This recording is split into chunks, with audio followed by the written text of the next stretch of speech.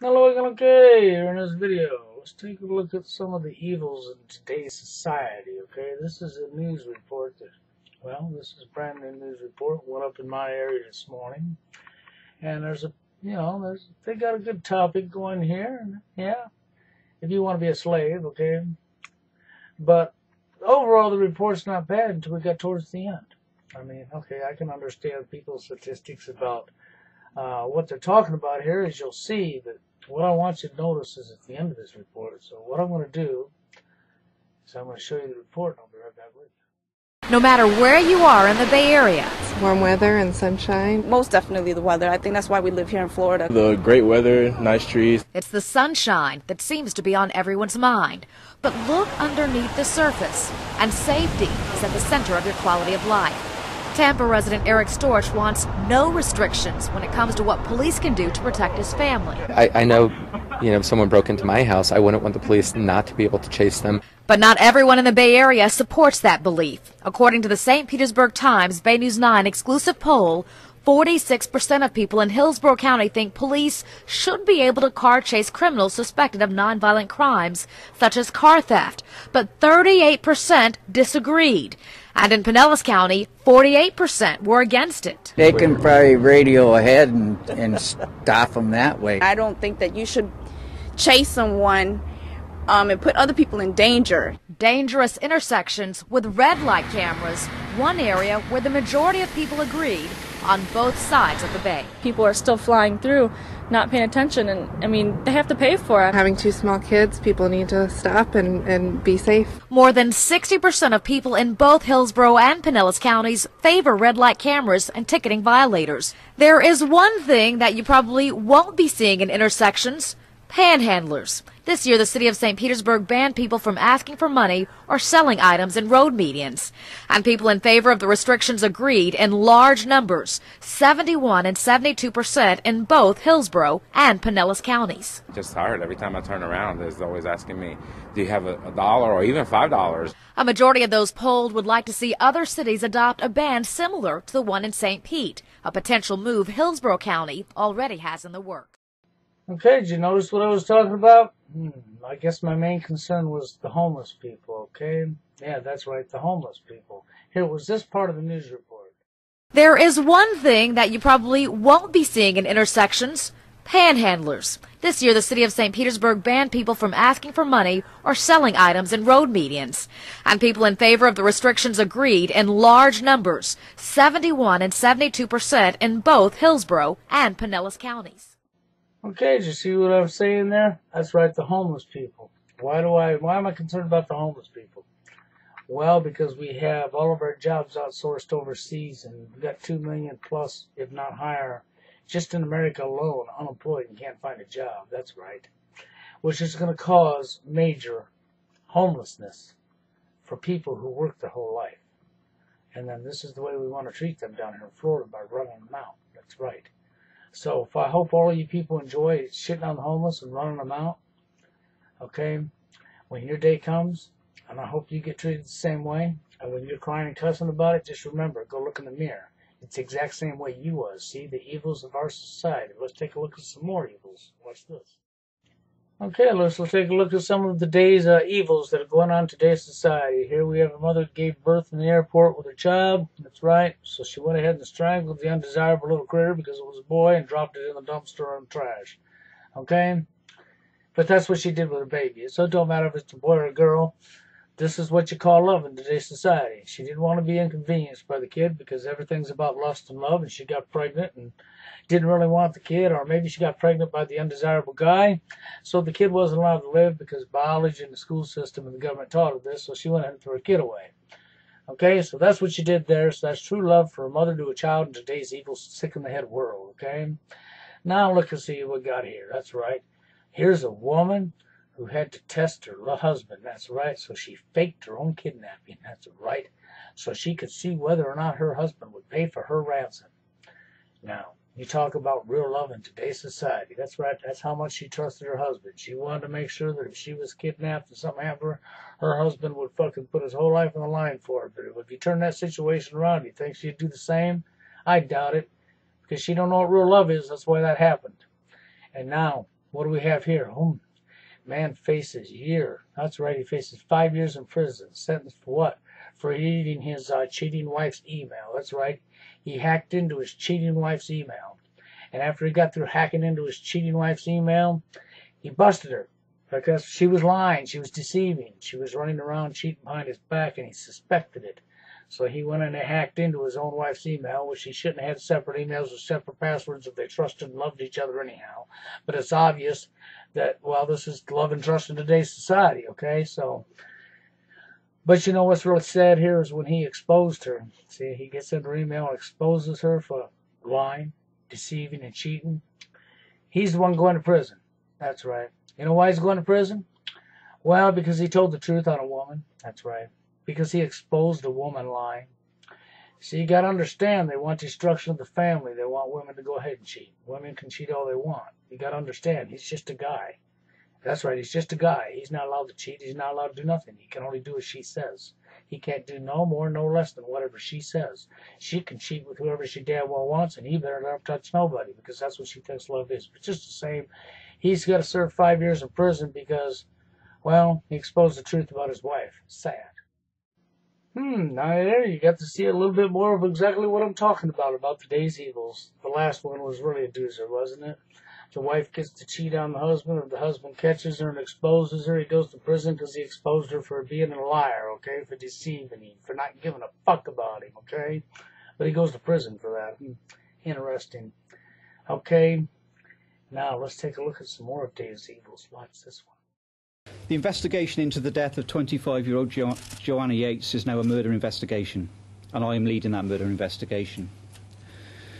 As you know, the post-mortem examination has taken longer than usual because of the frozen condition of her body.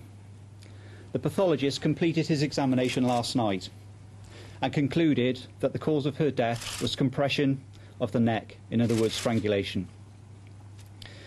As a result of the findings of the post-mortem, we believe that Joanna's body has been in the roadside verge off Longwood Lane, Fayland, for several days before being discovered on Christmas morning.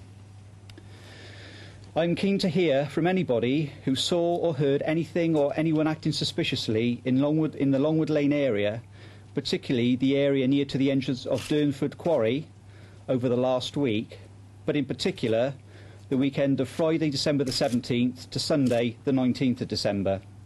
This was the weekend when we experienced heavy snow in the area. However small or insignificant you think your information might be, please come forward and speak to us. Please don't assume we may already have been told the information that you have. We would rather be told the same piece of information several times over than not be told it at all.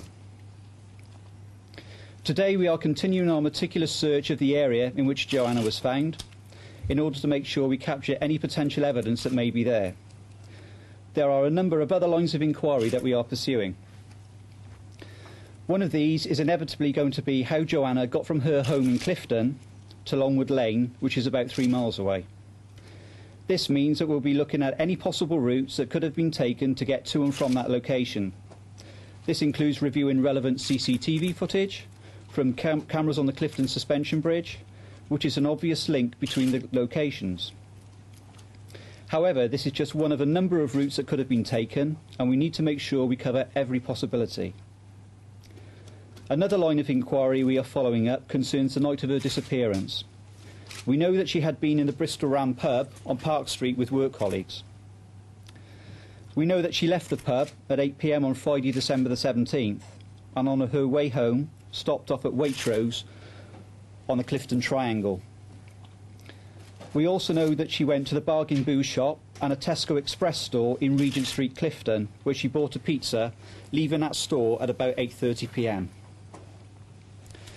We believe she then returned to her ground floor flat in Canage Road, Clifton, because her keys, purse and bank cards were still there, together with a receipt from the Tesco store. At the time she would have arrived home, which would have been approximately 8:45 p.m, there were other pedestrians and vehicles in Canage Road at that time, and we would like anybody in the area of Canage Road to please come forward. I met Joanna's family yesterday, and we have informed them of all the very latest developments and findings.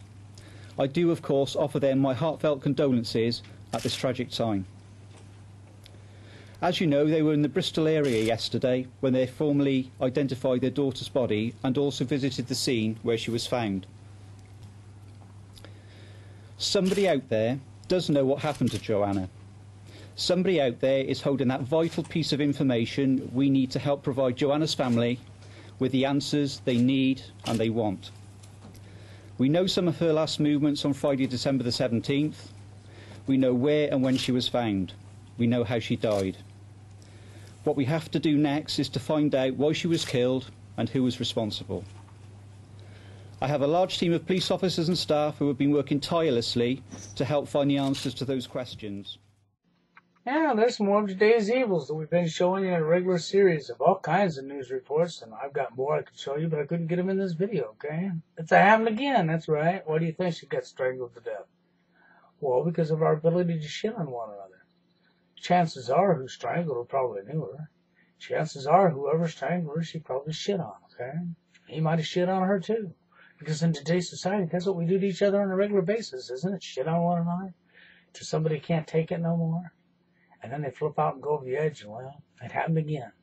So that's what we've seen there. So see, today's society is looking really good, isn't it? Yeah, it's looking really good.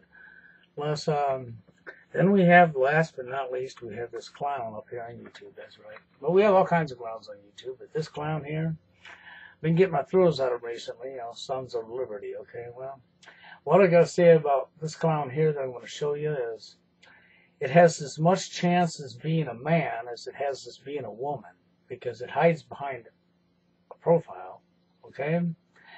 Our personal opinion is probably a woman, but I could be wrong. It could be a man.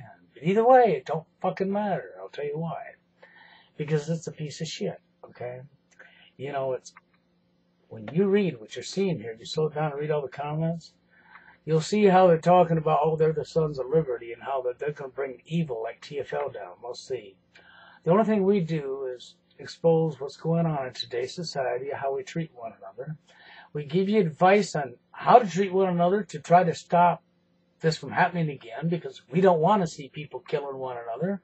We want to see people standing up for one another, and we don't want division amongst the sexes. But when you read the comments from this complete fool, okay, because this is this person here is a classic example of how the dumbing down process has worked really, really, really super well. Because the dumbing down process worked on this person so well that they actually think they're going to be the Sons of Liberty, and that they've got Brenda even with them, okay? And them and Brenda, and probably Sarah and Karina, and Mr. McPuke, you know, McGough, and all of you trolls out there, you're going to come forward now and you're going to fight the truth. That's right. Because we dared to read a news article to you, because we dared to show you a news report of what was really going on and how we treat one another. That made us evil, because you're not supposed to show anybody how they treat each other. You're supposed to turn your back. Oh, that's right. And we're woman haters because we dared to stand up for ourselves. That's right. That made us a woman hater. No. See, this person thinks, oh, they're going to fight the New World Order. Hold on. They're fighting the New World Order by supporting and helping the New World Order? Now that's funny, okay? This person here is probably one of the biggest jokes I've seen in a long time. They should put on a bozo suit, because this is how dumb they are, okay? They actually talk about us turning things around when all we do is show you the raw truth. And this person here, they turn everything around. They actually think that they're going to be part of the Sons of Liberty along with Brenda, and that they're going to fight against New World Order, feminism, and TFL. And TFL. Calling us women haters, guys that can't get laid. The normal rhetoric, okay, saying we promote violence. And anybody that's ever watched anything that we do or listened to our shows knows that's the last thing we do. We do not promote violence, never has. But read what they're saying, and you'll see what they're getting off. You'll see how the dumbing down process worked really well on this person, and that's how stupid they are. But I want to show you some examples of the evil in today's society. Read the comments and opinions. To the next video, you have a good one.